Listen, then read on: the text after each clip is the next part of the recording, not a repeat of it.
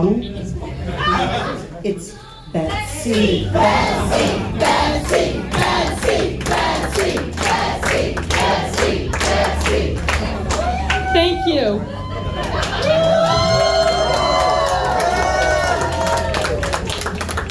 You all know Congresswoman Katie Porter as a congresswoman who can't be bought.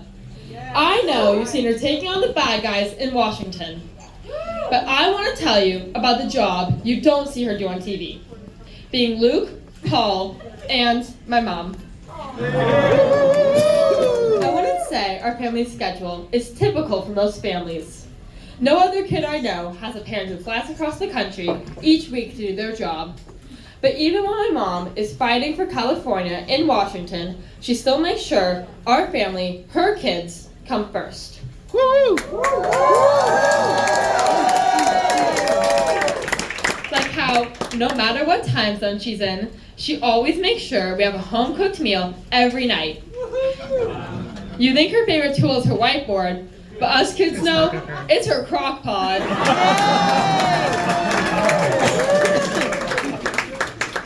It may shock you to know that even when she is away, dinner is almost never ordered. Whether she is home or away, I talk to her every night about middle school, my friends, drama, Taylor Swift. You know, normal stuff for a 6th grader. My mom won't let me forget that she was the first one in our family to go to a Taylor Swift concert. Taylor was in her Fearless era. My mom was in her Before Betsy era.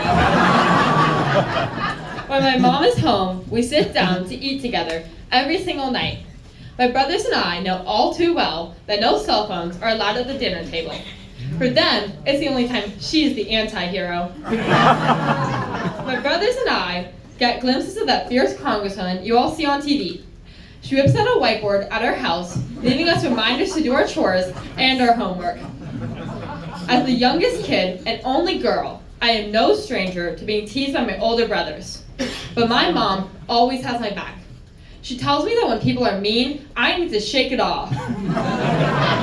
She knows what it's like to have boys pick on you, and that girls need each other. It's called sisterhood, people.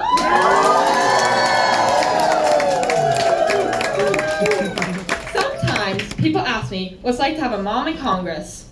I was just 5 years old during her first campaign, and I can't really remember a time before that.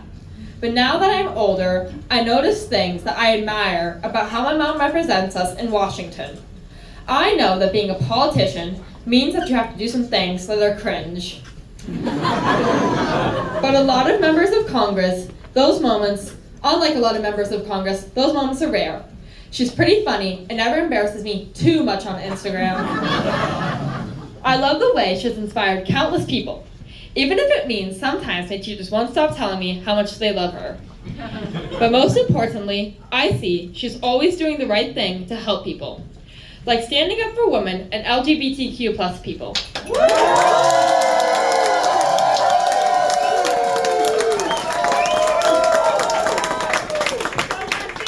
Making housing more affordable.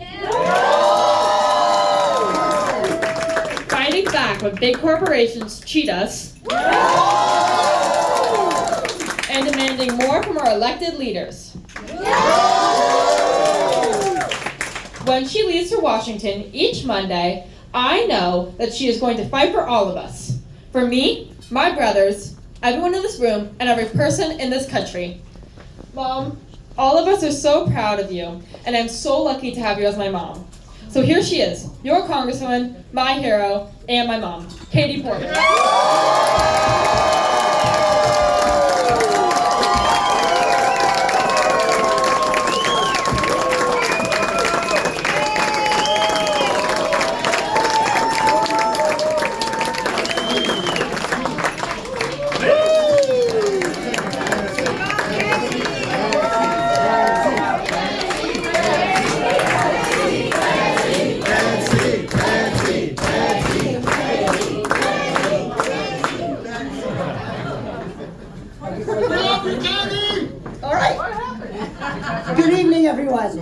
While the votes are still coming in, we know that tonight we will come up short.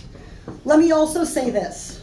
Our opponents threw everything, every trick, millions of dollars, every trick in the playbook to knock us off our feet. But I'm still standing in high heels. And that is all because of you. So the most important thing I want to say tonight is thank you. Because of you, we had the establishment running scared. Yeah. Was standing 3-to-1 in TV spending and an onslaught of billionaires who spent millions peddling lies, and our opponent spending more to boost the Republican than promoting his own campaign. You gotta be kidding. I want to thank each and every one of you, really, each and every one of you, for the support that you have shown me in this campaign and over the years.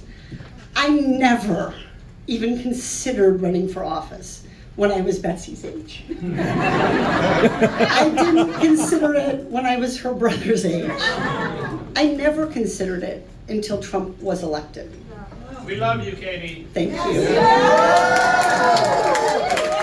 To me, running for office was for people who were more polished, who had more perfect lives, people of a certain pedigree. But someone close said to me, as a woman, if you wait your turn, you won't get one. And what I found out over the last 6 years is that by and large, that is true. There are not a lot of people in Congress who are single moms, like me. There aren't many of us who rely on our paycheck to make ends meet in Congress, who go to the grocery store and understand how much a loaf of bread costs. A question I wish I had been asked on the debate stage. But what our success over the last 6 years has shown is that Californians and Americans are hungry for leaders who break the mold.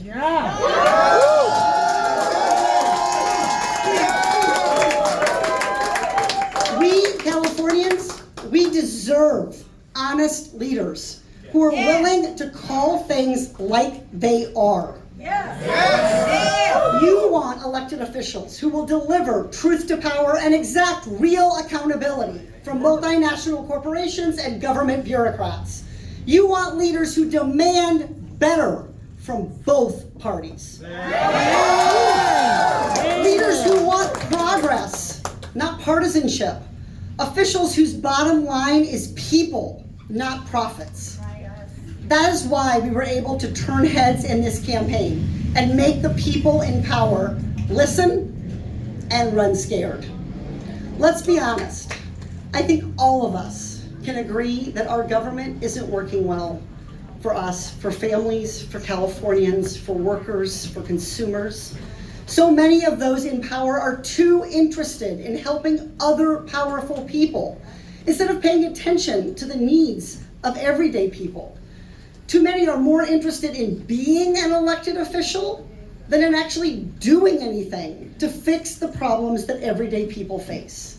That's why special interests and billionaires spent close to $20 million attempting to keep me out of the Senate. Special interests and the ultra wealthy, they like politics as it is today because they control the politicians.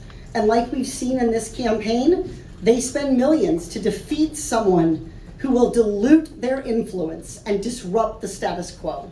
You scared them, Katie. I think we scared them. I have met so many people over the course of this race who tell me that they feel like their voices aren't being heard by those who have power. Amen. Californians who are working hard, who are playing by the rules, but they are not getting by. They are worried about the future.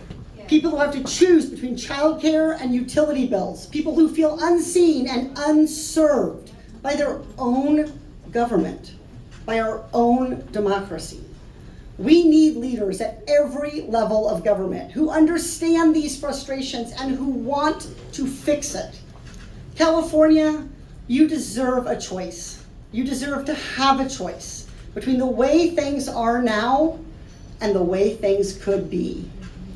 You deserve a government that actually responds to your needs with fresh ideas, with bold vision, with moral courage. You and your kids deserve to actually afford to live and work in California in this generation and beyond. You deserve the peace of mind knowing that your elected officials cannot be bought. And take my word for it, I will always, always be fighting for you.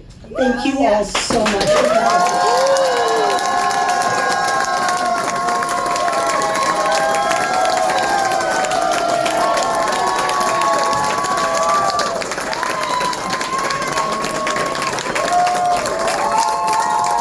Keep it up!